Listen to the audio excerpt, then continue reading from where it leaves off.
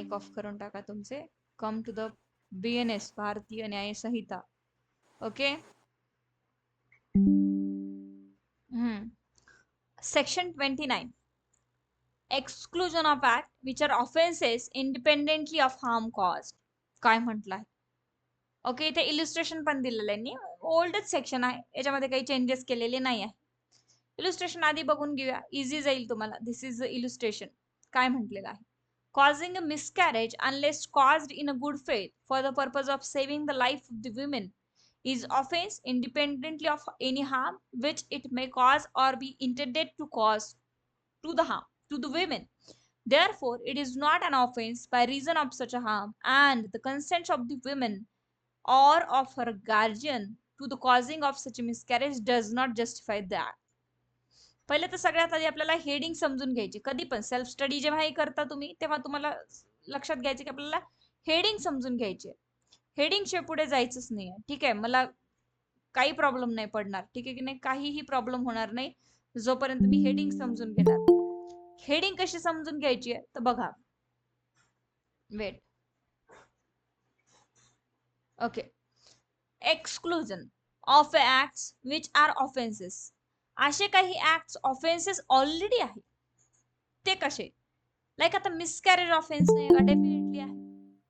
Okay, एक separate आणि independently offence आहे मिसकॅरेज. इथे इंडियन पिनल कोड म्हणजेच कोणी भारतीय न्याय संहितांनी तुम्हाला सांगितलंय की हा ऑफेन्स आहे. यस, ठीक आहे.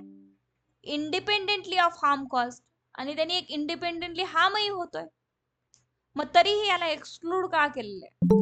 एक्सक्लुजन म्हणजे एखादा डायरेक्टली ऑफेन्स म्हणून तिथे डिफाईन करतायत तुम्ही, आणि त्या ऑफेन्सेसमुळे हार्म पण होतोय त्या व्यक्तीला, समोरच्या त्या स्त्रीला, तरीही तुम्ही म्हणतात की त्याला एक्सक्लूड करा, तो ऑफेन्स नाही आहे.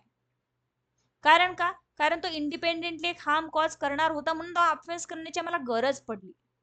आले लक्षात?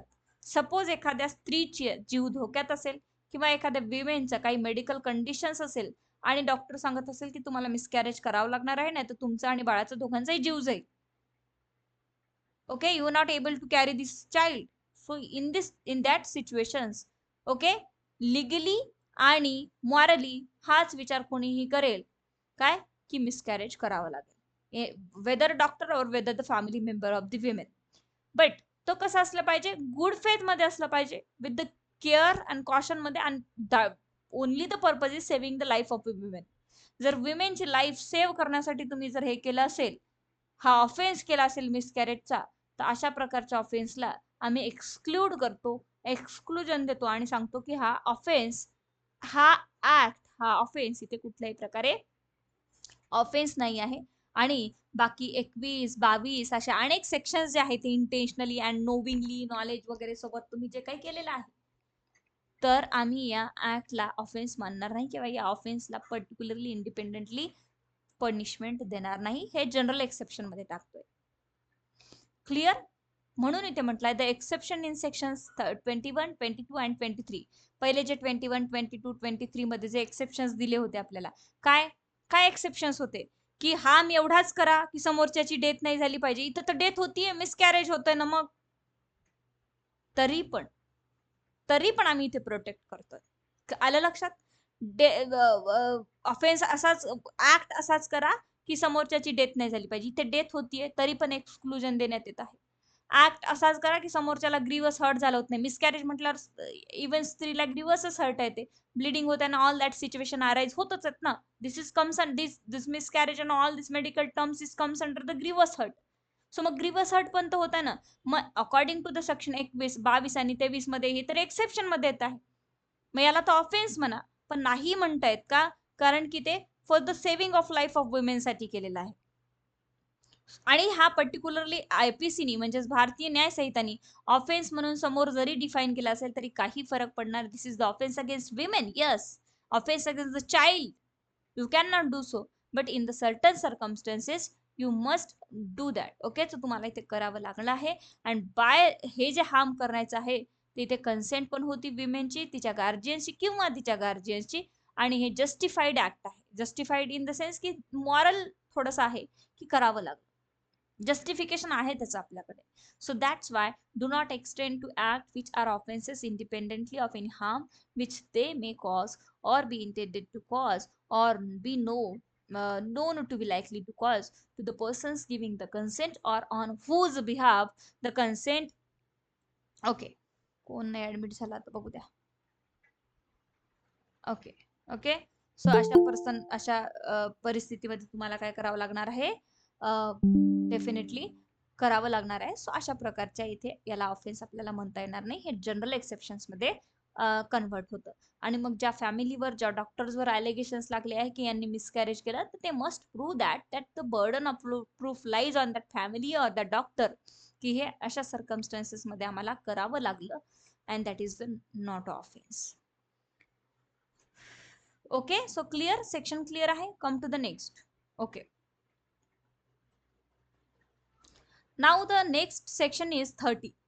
Act done in a good faith for the benefit of a person without a consent. Okay, एक सिच्युएशन घ्या. एक सिच्युएशन अशी अराईज झालेली आहे की मी आहे ए आणि तुम्ही आहे बी. आपण जातोय रोडवरून, ठीक आहे, रात्रीचं निघालो छान आरामात आईस्क्रीम खायला, ठीक आहे की नाही. जसे रात्रीचे क्लासेस झाले तसं माझं तर बंदच झालेलं आहे, कुठे मी जाऊ पण शकत नाही, इव्हन कुठेच जाऊ शकत नाही, आता ते सोडून टाका. कारण आम्हाला एन्जॉय पण नाही करतात. कारण काय, संडेलाही कधी कधी काय होते, कधी कधी तुमचा मधातच आता सकाळचा क्लास नाही झाला, त्याच्यामुळे संडे जरी असला तरी मला सुट्टी द्यायला तुम्हाला परवडत नाही, कारण मध्येच कधी कधी इंटरनेट जातं वगैरे वगैरे.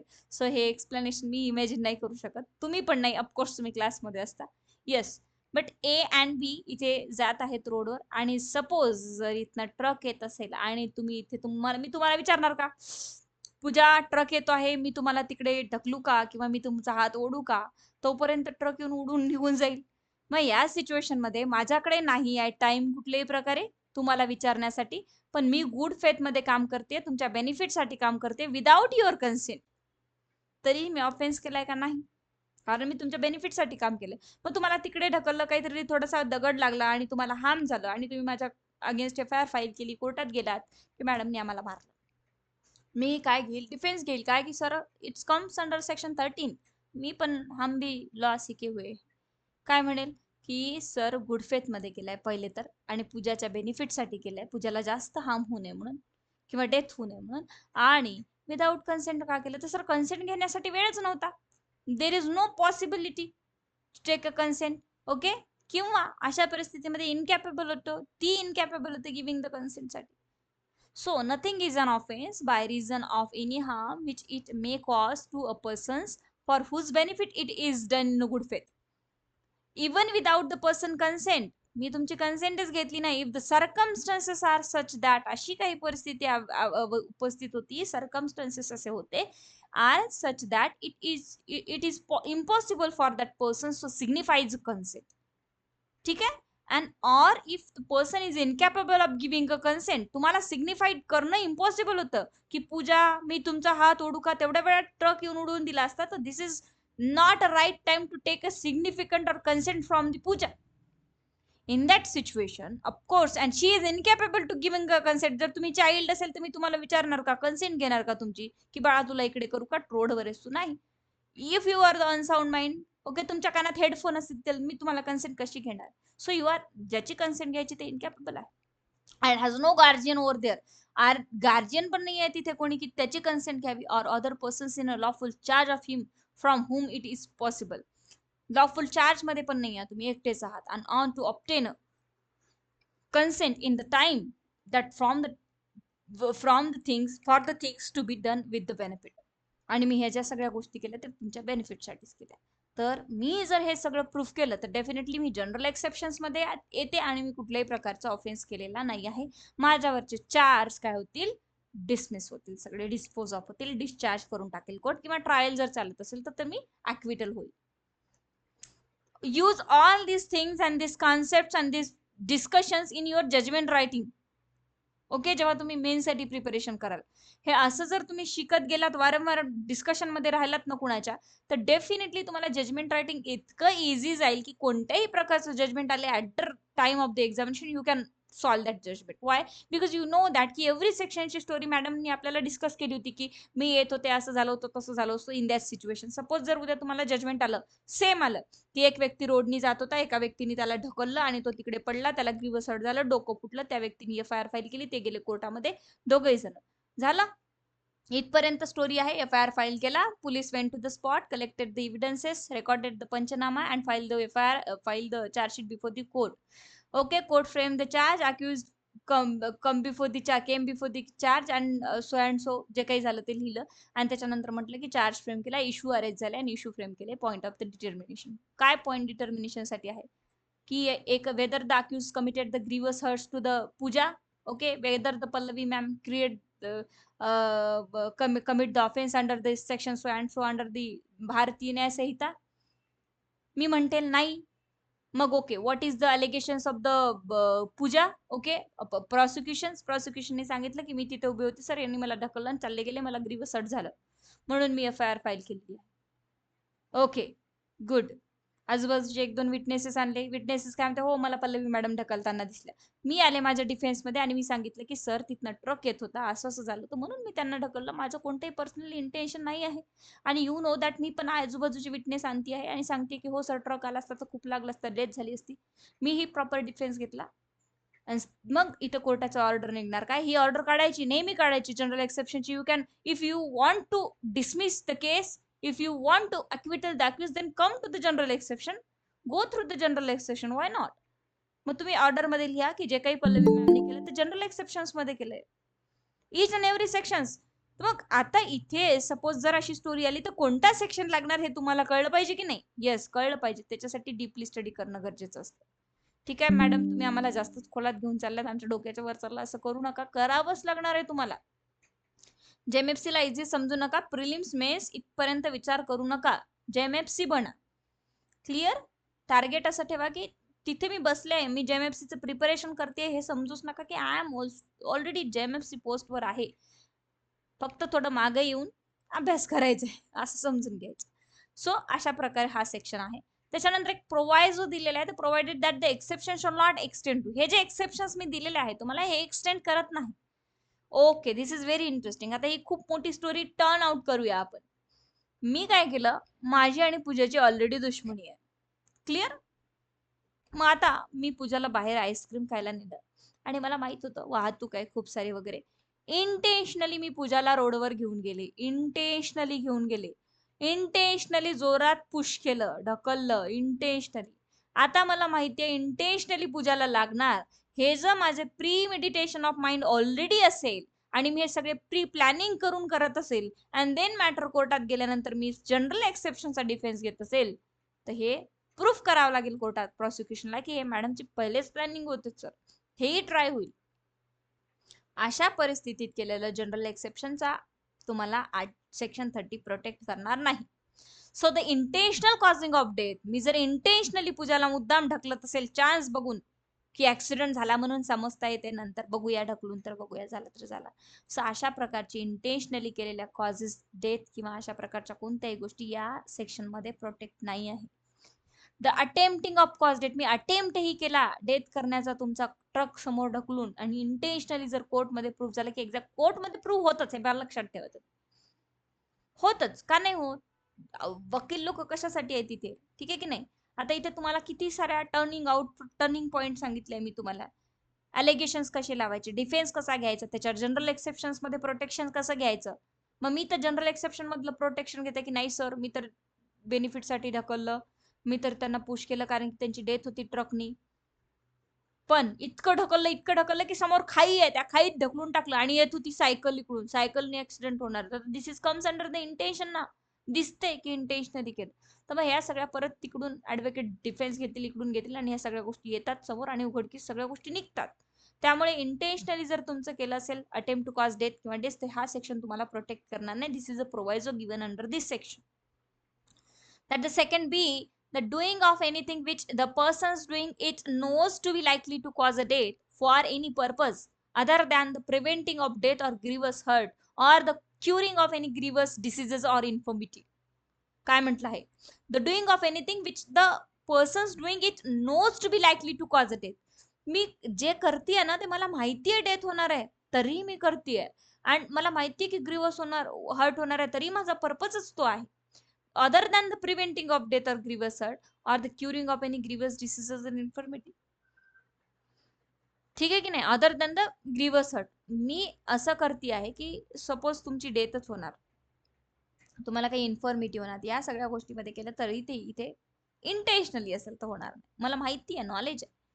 व्हॉलंटरी कॉजिंग हर्ट, मी मुद्दाम तुम्हाला कॉज करते hurt, or to attempting to cause hurt for any purpose other than preventing of death or hurt. Other than the preventing means मी तुमच्या कुठल्याही प्रकारे तुम्हाला प्रिव्हेंट करत नाहीये, मी मुद्दामच करते, तर हे या सेक्शन अंतर्गत येणार नाही. And the abetment of any offence, किंवा या ऑफेन्सेसचे अबेटमेंट मी कोणाला करायला जरी सांगत असेल तरी डायरेक्टली मी तो ऑफेन्स करते आहे, त्यामुळे मला हा सेक्शन प्रोटेक्ट करणार नाही.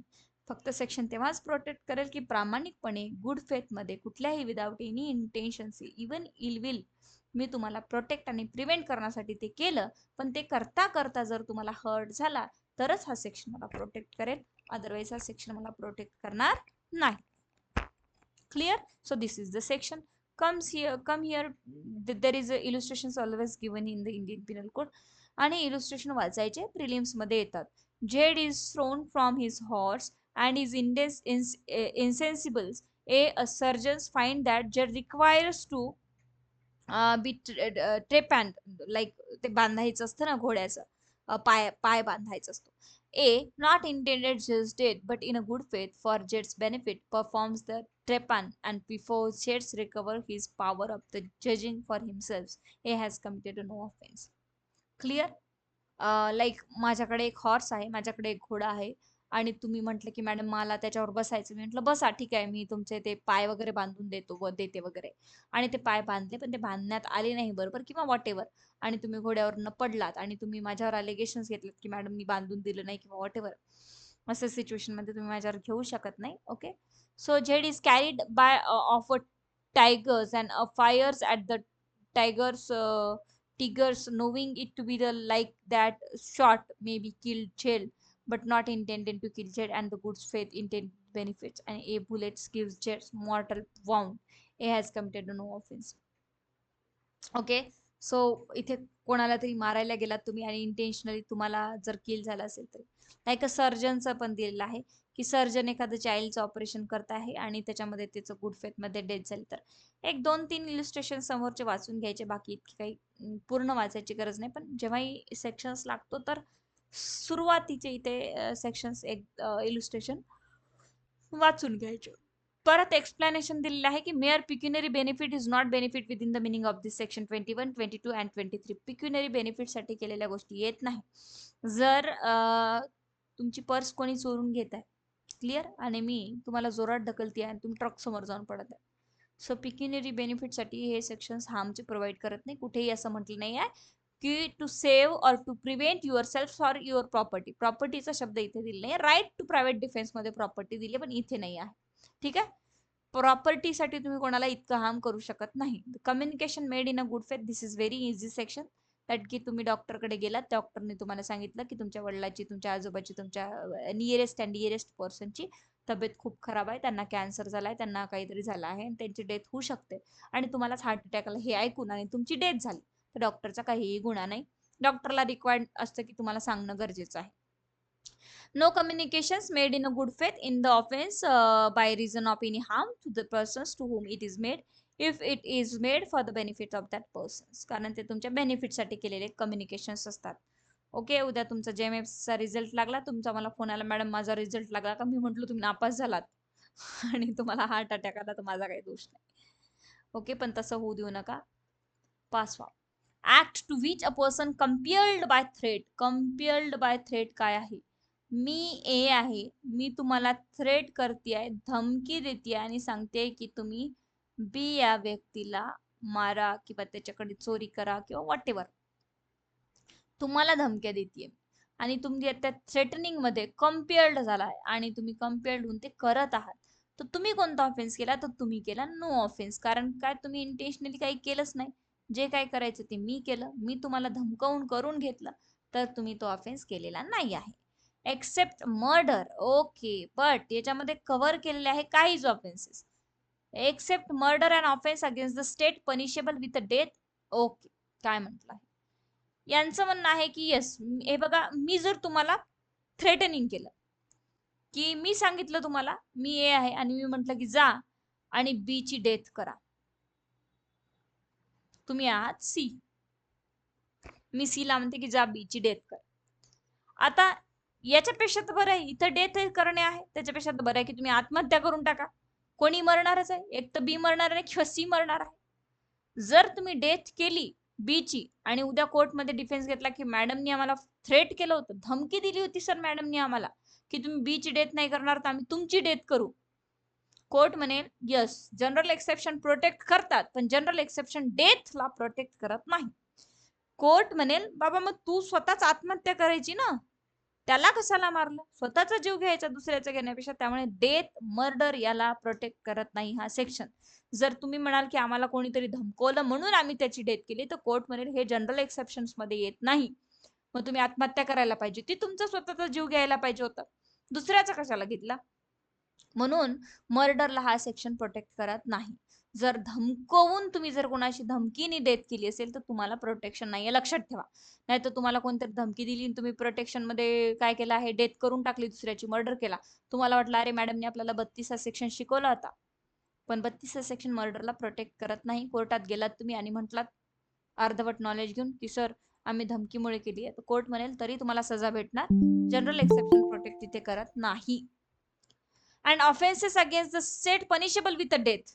आणि अशा ऑफेन्सेस केले की जे स्टेटच्या अगेन्स्ट आहे, आतंकवाद केला, कसा म्हणतो मला काय माहिती, मला तर करायला सांगितलं, मी माझ्या मनाने नाही केलं, मला तर धमक्या दिल्या होत्या, पाकिस्तानमधून मला धमक्या आल्या होत्या की कर बाबा म्हणून इंडियामध्ये जाऊन, कसा आपला माफी मिळेल का, नाही, कारण त्यांनी स्टेटच्या अगेन्स्ट ऑफेन्स केला आहे. मग स्टेटच्या अगेन्स्ट कोणताही ऑफेन्स करा which is punishable with death असेल तर तुम्हाला जनरल एक्सेप्शनचा सेक्शन 32 प्रोटेक्ट करणार नाही. Nothing is an offense which is done by a person who is compelled to do it by threat, which at the time of doing it reasonably causes the apprehension that instant death to that person will otherwise to be a consequences. बाकी याला सोडून, स्टेटच्या against करणारे offences किंवा मर्डरला सोडून बाकी कोणताही offence केला असेल तुम्ही, छोटा मोठा, चोरी, रेप, हे एकड्या एक्सेट्रा, सगळ्या गोष्टीला माफी आहे, सगळ्या गोष्टीमध्ये जनरल एक्सेप्शन तुम्हाला आधार मिळू शकतो. बट इथे कुठल्याही प्रकारे आधार मिळणार नाही किंवा कुठल्याही प्रकारे तुम्हाला देण्यात येणार नाही, कारण तुम्हाला कंपल्शन केलं होतं कोणत्यातरी धमकी देऊन. पण अजून एक प्रोव्हायझो इथे दिलाय, that is provided that a person doing an act did not of his own accord or from a reasonable apprehensions of a harm to himself short of instant death place himself in the situation by which he becomes a subject to such a constraint. What is this proviso? मी एका डकैती गँग मध्ये सामील झालेले, डकैती गँग मध्ये already 5 जण आहेत, मी एक 6वी सामील झालेले आहे. चला, मी माझ्या ओन अकॉर्ड वर सामील झालेले आहे. मला इतकं नॉलेज होतं की दिस इज द डकैती, हे डकैतीमध्ये काय करतात, मर्डर करू शकतात, रेप करू शकतात, चोरी, काही करू शकतात, ते काही करू शकतात डकैत. आणि मी डकैतीमध्ये सामील झाले माझ्या ओन अकॉर्डवर, स्वतःच्या इच्छेवर, आणि उद्या चालून मर्डर करताना दिसले, ऑफेन्स करताना दिसले, मला पश्चाताप झाला, मी आले पळून, पोलीस स्टेशन मध्ये गेले, कोर्ट समोर गेले आणि सगळं कन्फेशन केलं की कोर्ट साहेब मी स्वतःहून तर गेले होते, पण नंतर मला कळालं की एवढे सारे प्रकार घडतात, म्हणून मी आता स्वतः माफी मागायला आले आणि मला माफ करा, 32 अंतर्गत मला प्रोटेक्शन द्या. कोर्ट म्हणेल 32 अंतर्गत प्रोटेक्शन त्यांनाच मिळतं ज्याला खरंच कंपेल्ड केलेलं आहे ते करण्यासाठी. तुम्हाला कंपेल्ड केलं नव्हतं, तुम्ही माहिती असताना स्वतःहून गेला होता, त्यामुळे 32 हा सेक्शन तुम्हाला प्रोटेक्ट करणार नाही. तुमच्या डोक्यावर बंदूक ठेवली असती, तुम्हाला कंपेल केलं असतं, किंवा तुमच्या फॅमिली मेंबरच्या डोक्यावर बंदूक ठेवून तुम्हाला कंपेल केलं असतं डकैती करण्यासाठी, तर सेक्शनने प्रोटेक्ट केलं असतं तुम्हाला. There is no compulsion. Okay, you join the dacoity on your own accord, तुमच्या स्वतःच्या इच्छेने तुम्ही गेला आहात, त्यामुळे सेक्शन 32 तुम्हाला प्रोटेक्ट करणार नाही. तुम्ही ऑफेन्स केलेला आहे, नो ऑफेन्सचा प्रोटेक्शन तुम्हाला भेटणार नाही. म्हणून or from a reasonable apprehensions of the harm, तुम्हाला माहिती होतं की याच्यामध्ये रिझनेबल हार्म्स करतात, अँड शॉर्ट इन्स्टंट डेथही होऊ शकते, and place himself in the situation, आणि मी त्या सिच्युएशन मध्ये तुम्ही स्वतःला ठेवलं आणि तुम्ही सब्जेक्ट ऑफ द कॉन्स्टंट झालेला आहात सो ओन अकॉर्डवर, म्हणून तुम्हाला हा सेक्शन प्रोटेक्ट करणार नाही. सेक्शन कोणाकोणाला प्रोटेक्ट करतात नाही, जो मर्डर करतो मग ते थ्रेटनिंग करून केलेला चालेल, अगेन्स्ट देशाच्या अगेन्स्ट तुम्ही जाताय, तुमच्यावर धमकी दिली, तुमच्या फॅमिलीला धमकी दिली म्हणून तुम्ही बॉम्ब टाकताय. तुमच्या फॅमिलीमध्ये 4 जण मरणार होते, इथे 100 जण मेले बॉम्ब टाकल्यामुळे, आणि तुम्ही कोर्टात येऊन म्हणतायत की सर आमच्यावर धमकी दिली. मग कोर्ट म्हणेल आत्महत्या करायची अशा स्टेजला, देशाशी गद्दारी नाही करायची. कळलं का? तुमच्या घरी किती जण जाणार होते? 4 जण. आता किती गेले बॉम्ब टाकल्यामुळे? 100 जण. म्हणून असे स्टेटच्या अगेन्स्ट ऑफेन्स कराल तर तुम्हाला कायदा प्रोटेक्ट करणार नाही. मग कोणी किती धमकू द्या तुम्हाला, मॅटर करणार नाही. There is no protection by the law. आणि अजून कधी स्वतःहून सामील झाल्यानंतर नंतर पश्चाताप झाला असेल तरीही तुम्हाला माफी नाही. एक्सप्लेनेशन दिले इथे 2. A person who of his own accord or by reason of threat of being beaten join a gang of duckets, जे की मी आता एक्सप्लेनेशन तुम्हाला दिले, यांनी एक्सप्लेनेशन इलिस्ट्रेशन मध्ये दिलंय. नोविंग देअर कॅरेक्टर, मला माहिती आहे मला कोणी धमकी दिली काय किंवा ओन अकॉर्ड वर जॉईन झाले काय, मी मॅटर करणार नाही. I know the consequences and the character of the docket is not entitled to the benefit of this exceptions means this section on the ground of his having been compelled by his associates, okay, and to do anything is an offense by law. Okay, so this is the an offense by law. इथे तुम्हाला प्रोटेक्शन्स नाही आहे.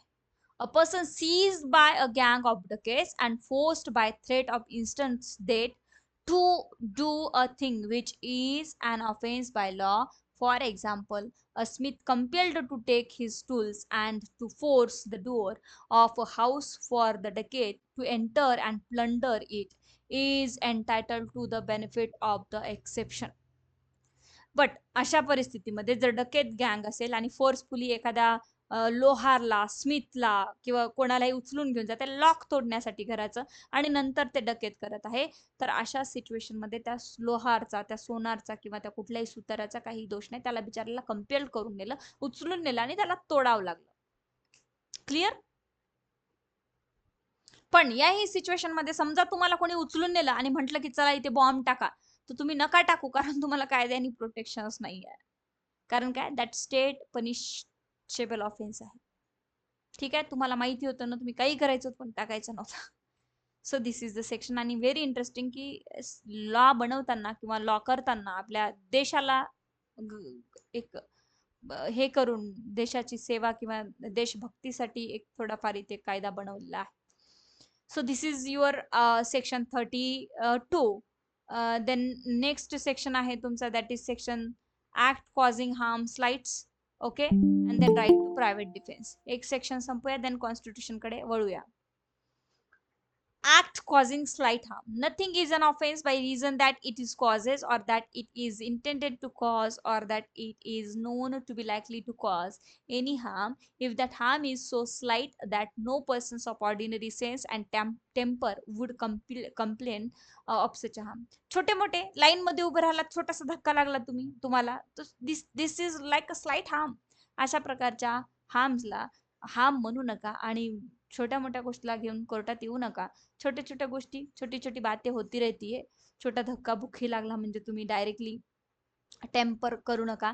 And कुठल्याही प्रकारे तो harm नाही आहे. ठीक आहे, मला जर धक्का लागला कोणाचा, हा ते इंटेन्शनली फार त्या गोष्टी वेगळ्या आहे, हॅरॅशमेंट्स एक्सेट्रा. पण छोटा मोठा धक्का लागला तर काही ऑफेन्स नाही आहे तो. याच्यामध्ये असं म्हटलंय, कोणीही इंटेन्शनली धक्का तुम्हाला मारत नाही. आपण अनेक वेळा जातो कुठेतरी आणि कोणाचा तरी धक्का लागतो, तो म्हणतो सॉरी सॉरी आणि आपण निघून जातो. तुमचा धक्का लागला आणि मला कायद्याने धक्का लागायलाच नको मग चल पोलीस स्टेशनला, असं होतं का? नाही होत. सो हे आहे सेक्शन 33. ठीक आहे, सो मी इथे व्हिडिओ ऑफ करते. काही डाऊट्स असेल तर विचार.